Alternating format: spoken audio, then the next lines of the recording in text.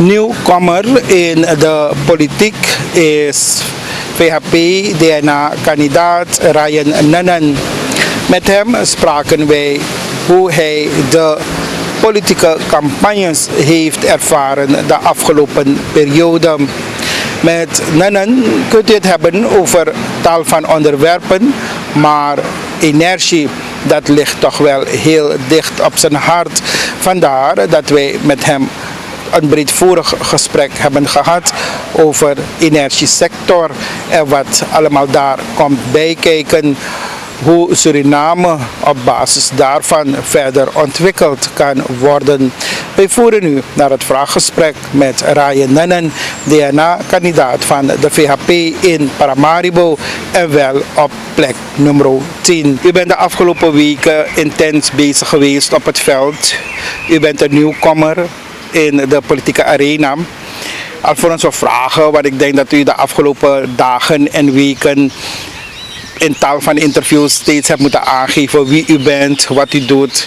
Maar laten we vandaag een beetje anders beginnen. Je bent nu weken bezig geweest met campagnevoering. Hoe is de campagnevoering geweest voor jou? Ik ben voornamelijk bezig geweest eerst met de Meet the People activiteiten. Gewoon omdat het belangrijk is om voeling te houden met de samenleving. Waarom? Ik zeg altijd, en dat is een besef die ik heb ontwikkeld. Ik kom uit Bennispark en dat is een bubbel. En het is dus niet een goede weergave van die samenleving. Het is wel een onderdeel van die samenleving. Dus zaken als hangjongeren, drugsgebruik in de buurt, dat hebben we niet. Het is een buurt voornamelijk met ouderen. Dus wat ik in eerste instantie heb gedaan is, ik heb geprobeerd om zoveel als mogelijk verschillende buurten te gaan bezoeken in teams. Om te leren van, hey, hoe ziet een bepaalde gemeenschap, een bepaalde wijk eruit? En wat kan ik daaruit leren? En ik ben altijd, ik haal dat steeds als voorbeeld aan. Ik ben gegaan naar Geiersvleit, ik ben gegaan naar de Goede Verwachting, ik ben gegaan naar Weg naar Zee. En één common thema, gemeenschappelijke thema die je overal ziet, is bijvoorbeeld armoede. Maar armoede wordt overal anders ervaren. De beleving van armoede is anders en hoe men daarmee omgaat is anders. Vandaar dat ik op een gegeven moment zei, hey, armoedebestrijding is een heel belangrijk punt. En het is niet eenvoudig door gewoon te zeggen, je moet mensen maar een job geven en het probleem lost zichzelf op. Dus dat zijn zaken die ik toen heb ervaren. Ik heb dat alles meegenomen. Toen ik gekandideerd werd voor de VHP als DNA-kandidaat. Toen ben ik ook voornamelijk op social media actief geweest en ik heb met de RR-teams en met enkele parlementariërs heb ik dan ook Meet the People activiteiten gedaan. En ik ben ook, kijk, ik had al een visie over bepaalde thema's als werkgelegenheid, als onderwijs. Die zaken neem ik mee. Daar heb ik in mijn flyer heb ik het een en ander over geschreven. Ik ben er wel trots op in die zin van, de meeste flyers die ik heb gezien zijn gewoon een foto van iemand, een nummer en een partij. Ik heb het wel gemaakt in de vorm van een boekje, waarbij ik ook mensen wilde informeren van, kijk, deze dingen zijn belangrijk en deze dingen zijn belangrijk omdat en deze zaken zouden moeten worden aangepakt voor onderwijs, werkgelegenheid, energie, armoedebestrijding en gezinnen. En met name dat ik me sterk maak voor de combinatie van gezinnen, burgerschap en onderwijs. Maar op mijn flyer heb ik ook niet per se issues aangegeven. Kijk, dat is mooi belicht. Maar issues kan je ook van elkaar gaan leren. Dus op een gegeven moment als je 170 kandidaten in Paramaribo hebt en 100 van ze maken zich sterk voor onderwijs, ja, wat dan? Wat maakt je uniek? Vandaar dat ik ook gezegd heb, focus op karakter, focus op gedrag, focus op mentaliteit van een kandidaat en let daarop wanneer je je keuze maakt. En ik denk dat ik zaken als eerlijk zijn, rationeel zijn, creatief zijn, dat zie ik in mij als sterke punten die naar voren gebracht moeten worden. Waaronder rationaliteit, denk ik. Laten we met creativiteit beginnen. Ja. U vult verder aan. Nou, bij creativiteit, kijk, ik kom uit een bepaalde omgeving. Dat is dus een academische omgeving. Ik werk op de universiteit. En wat je dus daar ziet is dat er wet en regelgeving is die structuur geeft aan hoe je activiteiten moet gaan uitvoeren. En wat ik heb ervaren in het verleden is dat men zaken soms interpreteert naar de letter en niet naar de geest. Maar ook het creatief denken, hoe we om moeten gaan met regels, dat alleen maar beperkend wordt ervaren. Terwijl ik denk dat zaken juist in de wetten, de universiteitswet bijvoorbeeld, goed zijn beschreven, zodat je daar heel creatief mee kan gaan omgaan om toch aan de ene kant ervoor te zorgen dat je als onderwijsorganisatie een stevig fundament hebt, dat je academische opleidt die goed naadloos kunnen aansluiten op vervolgopleidingen, maar ook kunnen aansluiten in een beroepenveld. Maar tegelijkertijd dat je in een context van er komen steeds minder financiële middelen naar de universiteit toe. We hebben een devaluatiecrisis. Het gevolg is dat je dan met minder geld hetzelfde of soms meer moet gaan doen, want de populatie aan universiteitsstudenten die blijft stijgen. En dat je dus daarbij bijvoorbeeld toch gaat kijken van hoe kan ik geld vanuit verschillende bronnen gaan aanwenden of werven en aanwenden om toch bepaalde doelen te gaan realiseren. En daarom dat ik dus zeg van hey, die creativiteit, dat is belangrijk, vooral ook wanneer je gaat kijken naar niet alleen maar in de setting waarin je bent, maar kijk, de problemen van morgen zijn vergrijzing, werkgelegenheid, energietransitie. Want geen energie betekent geen ontwikkeling. Hoe moet je dat systeem gaan opzetten? Hoe moet je daarover gaan nadenken? En er zijn verschillende ideeën en ik denk dat je creatieve geest daarin een heel belangrijke rol speelt. Ja. En rationaliteit? Nou, rationaliteit, kijk, ik heb een video erover gemaakt op mijn Facebookpagina. Een paar weken geleden, ik dacht 4 weken geleden, waarbij ik vond van hey, laten we een rationele discussie hebben over de coronacrisis. Want wat je dus ziet is dat aan de ene kant er maatregelen worden getroffen, waarbij we bijvoorbeeld als resultaat hebben een lockdown en er is heel veel economische stilstand. Een aantal mensen die hebben gewoon 0 aan inkomsten. Bijvoorbeeld mensen die bushouders zijn of buschauffeurs zijn en een kleine onderneming hebben. Ja, dan is het makkelijk om te zeggen van hey, we gaan gewoon een lockdown hebben. Maar laten we eerlijk zijn, de coronacrisis die gaat niet voorbij. We weten nu al. Kijk, dat is misschien ook het goede van wetenschap. Er komt steeds meer kennis bij. Je weet steeds meer over de virus, over de ziekte die wordt veroorzaakt, over de spreiding. En het betekent dat je dus maatregelen gaat moeten nemen die ook gericht zijn op de situatie in de toekomst. En als we nu weten dat de coronavirus niet meer gaat verdwijnen. Het is iets waarmee we moeten leven. En dat we nu een eerste golf hebben gekregen in de rest van de wereld. En dat er een tweede golf komt. Men vermoedt dat zelfs nu die golf van Europa gaat verspreiden naar Afrika. En dan in de winter weer gaat richting Europa. Betekent het dat je moet gaan aanpassen aan iets dat er altijd zal zijn. En dan denk ik niet dat we continu in een lockdown zullen gaan blijven. Dus vandaar dat ik zeg van laten we een rationele discussie hebben waarbij we gaan kijken naar dit zijn zaken die we belangrijk vinden. En op een gegeven moment zie je nu al die waardeshift plaatsvinden. Hadden we in de eerste week dat iedereen zich inderdaad hield van hey, ik ga mijn kinderen niet naar school sturen want het is gevaarlijk. Laten we echt contact vermijden met mensen. Laten we ouderen gaan beschermen. Zie je dat we daar nu weer wat flexibeler mee omgaan. Kijk, dat heeft ook te maken met het feit dat wij heel weinig besmettingen hebben gehad. Dus dat is dan een beetje een hele lakse houding die je hebt. Maar die waardeshift zie je ook ontstaan. Dus mensen gaan nu zeggen van hey, ik vind mijn sociaal contact wel belangrijk. Dus ik heb verschillende dingen die ik tegenover elkaar nu moet gaan afwegen. En was eerst dit belangrijk? Hey, door de tijd heen is dit belangrijker geworden. Dus wanneer je een rationele discussie hebt, dat betekent het dat je zegt van er zijn een aantal criteria. We gaan die criteria tegenover elkaar afwegen. En op basis daarvan gaan we dan beleid maken of ons gedrag daaraan aanpassen. Dus dat is het aspect rationaliteit. Maar wat denkt u, heer Nannan, dat COVID-19 de mensheid wel heeft geleerd de afgelopen periode? Nou, ik denk dat COVID-19 in ieder geval ons geleerd heeft dat wij op een diervriendelijke wijze moeten omgaan met dieren. We weten allemaal hoe. Ik weet niet of we allemaal dat weten, maar de COVID-crisis is ontstaan vanwege een bepaalde virus van de coronafamilie die gegaan is van vleermuizen via pangolins. En pangolins zijn capaciachtigen, dus gordeldierachtigen.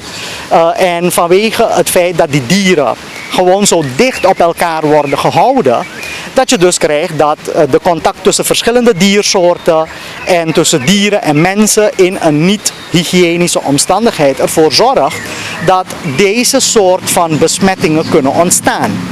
En corona is niet de enige. SARS is ook zo ontstaan. De H1N1 influenza griepvirus is ook zo. Op een gegeven moment zijn ook 60 miljoen mensen daaraan besmet geraakt. Doodspercentage was ietsje lager. Maar dus ik denk dat we daaruit geleerd hebben van hey, mens en dier komen vaker met elkaar in contact. Dus begin na te denken over hoe we hygiënisch omgaan met de opvang en de interactie tussen mens en dier en tussen dier en dier. Ik denk dat we dat geleerd hebben. Maar tegelijkertijd dat we, denk ik, ook eigenlijk zien hoe belangrijk verschillende beroepen zijn. Nu je ziet wat het wegvallen van die beroepen betekent. En nu je juist ziet van hey, die gezondheidszorgmedewerker, de verpleegster, de arts, waarbij we nu al zien dat er steeds een aanval is richting artsen, omdat we in dit land een crisis hebben waarbij niemand kennelijk verantwoordelijk is, terwijl we allemaal weten wie verantwoordelijk is, van toon leiderschap. Dan zie je dus nu dat mensen waarvan je normaal uitgaat, die verpleegster moet me gewoon helpen en als je een grote mond moet opzetten, dan zet je dan ook zo'n grote mond op, dat het juist die mensen zijn die jou letterlijk in leven houden. Dus dat zijn twee zaken die ik wil gaan uitlichten om te zeggen wat ik heb geleerd. En u zei, we moeten discussiëren. Wie is die we? We betekent, kijk, VSB heeft een mooi stuk geschreven erover een aantal weken geleden. Die discussie moet niet alleen maar gaan tussen artsen, gezondheidszorgmedewerkers, dus public health deskundigen, biostatistici, maar ook mensen uit het bedrijfsleven. Want corona heeft impact op diverse sectoren. Dus je moet verschillende sectoren ook gaan betrekken aan de discussie die aan een ronde tafel wordt gevoerd omtrent het een en ander. Kijk, aan het begin dachten we, ik weet niet, misschien was dat zo, dat ebola en deze ziekten zijn van dezelfde kaliber, toch? Dus je gaat echt inderdaad vanuit een hele centraal gestuurde public health gerelateerde wijze ernaar kijken. Isolatie, zo gaan we ermee om, contact vermijden, besmetting, de verspreiding tegengaan. Maar nu weten we steeds meer over de ziekte en de impact is ook steeds groter. En die waardeshift waarover ik het net had, waarbij verschillende groeperingen nu andere dingen ook belangrijk vinden. Kijk, je ziet nu ook dat ouders zeggen van, kunnen de kinderen nu alsjeblieft wel naar school?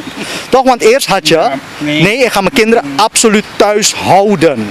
En nu is het van, ja, maar ze raken achter. Dus dat is wat ik bedoel met die waardeshift. Je vindt andere dingen nu belangrijker.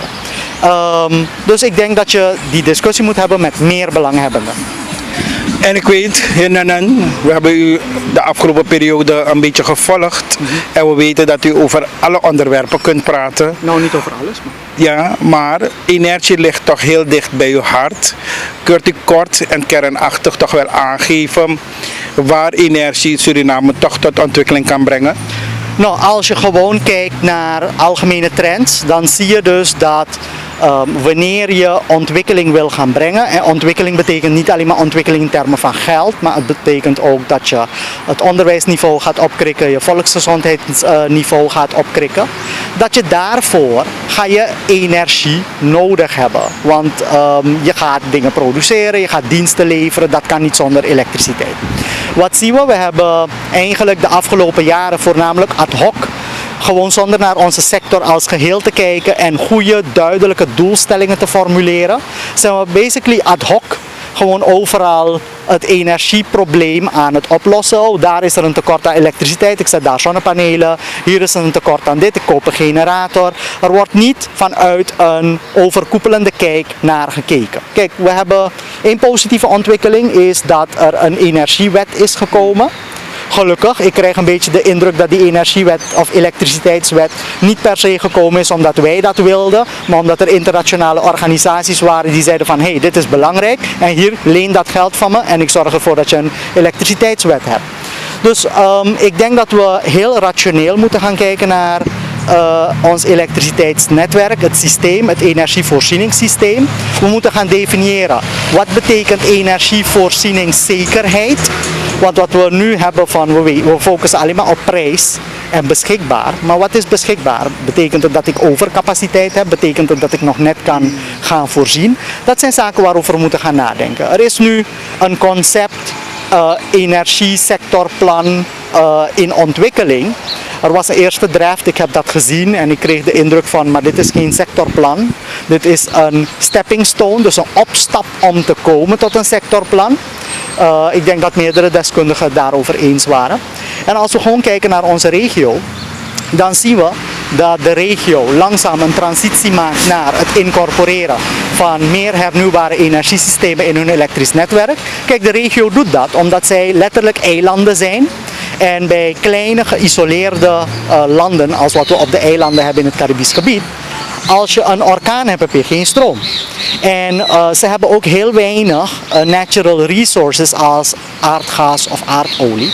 Dus ze zijn heel veel afhankelijk van toerisme om die dollars binnen te brengen. En een groot deel van die dollars gaat terug aan de import van brandstof om daar een energiesysteem op te zetten. En je ziet dus dat al die eilanden significante vooruitgangen boeken om hernieuwbare energie te deployen in hun grid. En wat doen wij? Wij raken juist achter, want was ons aandeel hernieuwbare energie via Afubaka een grotere fractie. Als gevolg van het feit dat wij bijvoorbeeld nu aan de Saramaka-straat nog meer dieselgeneratoren hebben gezet, zijn we afhankelijker geworden van die fossiele brandstoffen. En we weten wat er gebeurt. De prijs is vandaag 200, morgen is hij 0, dan is hij weer 10 en ga zo maar door. Dus het is heel moeilijk te voorspellen. En wat we ook zien, ik was op een congres en er werd heel luid gezegd, Suriname heeft zijn doel al gehaald, want zij hebben 40% hernieuwbaar. En ik zeg van, ze hebben hun doel helemaal niet gehaald, want het zat op 45%. En het is juist gedropt naar 40%. Kijk, je ziet nu dat er weer wel zonnepaneelprojecten worden uitgevoerd. Dat is een positief ding. Maar er hoort veel meer bij. Kijk, een zonnepaneel in een dorp gaan zetten is leuk, maar als over 2 jaar die panelen kapot zijn, is het ook kapot. Mensen moeten getraind worden, je moet een systeem daar gaan zetten voor het onderhouden ervan. Mensen moeten een stakeholder worden ervan, zodat ze niet als instelling krijgen van, hey, het is kapot, ik ga wachten totdat er een nieuwe komt. Nee, het is kapot, wat kan ik doen om een nieuwe daar te zetten? En je moet een ondernemingscomponent gaan stoppen erin. Je hebt ook kapitaalkrachtigen in het binnenland. En als zij bereid zijn van, hey, ik kan ook zonnepanelen zetten, maar ik wil daar een business van gaan opzetten, waarom kan dat niet? Ik denk dat we er ook vanuit zo'n perspectief zouden moeten kunnen gaan nadenken erover. En ik ben niet de enige deskundige. Op het gebied van energie, er zijn veel meer. En we moeten dus al die deskundigheid bij elkaar gaan brengen en de informatie die naar voren komt, die moeten we beter gaan benutten. Want ik zeg, kennis betekent weten wat je weet, maar ook weten wat je niet weet. En ik denk dat wij met zo'n team vullen elkaar juist aan. En de focus ligt naar mijn oordeel te veel op zonnepanelen en zonne-energie. Maar er zijn veel meer alternatieve energiebronnen, energietechnologieën die we afhankelijk van de context, afhankelijk van de regio kunnen gaan gebruiken. En het heeft dan een grotere spillover dan alleen maar, hey, we krijgen stroom. Maar welke andere bronnen heeft Suriname, los van water en zon? Nou, bijvoorbeeld, we kennen allemaal de studies die gedaan zijn met padikaf. Daar heb je eigenlijk een subsidiebeleid die onder andere ervoor zorgt dat zelfs wanneer padikafproducenten hun eigen afval gebruiken om via bestaande technologie elektriciteit te produceren, is het goedkoper om soms elektriciteit van EBS te krijgen vanwege het subsidiebeleid dat er is. Dus je zou biomassa kunnen gaan gebruiken. Maar er zijn bijvoorbeeld ook mogelijkheden in Marowijnen, in de buurt van Mungo, om daar de uitgemeende gebieden te gaan gebruiken om energiegewassen te gaan verbouwen. Er moet meer onderzoek gebeuren, maar je kan energiegewassen daar gaan verbouwen. En de mensen die dus nu werkloos zijn in dat gebied, die zou je dus juist kunnen voorzien van werk om die energiegewassen te verbouwen, die je dan kan gaan gebruiken om daaruit energie te produceren. Je hebt ook bijvoorbeeld dat we kunnen gaan kijken naar energie-efficiëntie. Dat betekent dat je eigenlijk gewoon gaat kijken naar, hey, ik gebruik voor dit ding 1 kilowattuur, maar misschien kan ik het al doen met 500 kilowattuur. Dus ik moet ervoor zorgen dat die 500 extra wordt gereduceerd. Want wat je niet gebruikt, hoef je ook niet te produceren. Daar wordt er nog te weinig naar gekeken. Dus dat zijn zaken. Welke andere bronnen heb je nog meer?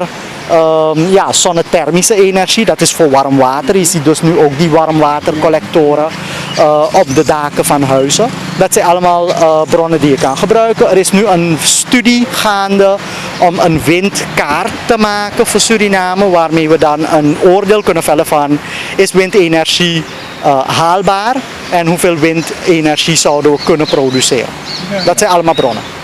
En als er toch wel prioriteiten zou gegeven moeten worden aan energiewetten, want u gaat voor een stoel in het parlement. Zijn het al de bestaande wetten of zou er ook nieuwe wetten moeten komen op het gebied van energie? Nou kijk, de elektriciteitswet die regelt al de elektriciteitssector. En in principe regelt het hem redelijk goed. Het regelt hem eigenlijk goed. Maar je moet er dus werk van maken dat dat inderdaad gebeurt. Ik heb vernomen dat belangrijke stakeholders in die elektriciteitssector wel ready zijn. Maar dat het dus weer politieke besluiten zijn die genomen moeten worden. Maar de stakeholders zijn wel ready om die wet gewoon toe te passen zoals het moet. Dus ik zie eigenlijk daar geen grote barrières. Er is ook een energieautoriteit. En de energieautoriteit die moet nog goed bemenst worden. Men is daarmee bezig, dus dat is ook positief. Alleen moeten we even kijken hoe men nu zo kort voor de verkiezingen daarmee omgaat. En het enige wat ik over de energieautoriteit zou zeggen, de wet op de energieautoriteit. Kijk, energie is zo belangrijk dat je het uit de politieke invloed wil gaan halen. Daarom heb je een autoriteit.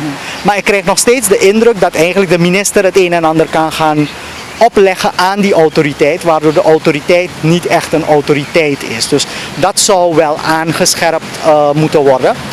En u ziet dat ik zeg energieautoriteit, maar een elektriciteitswet, omdat elektriciteit maar een onderdeel is van energie.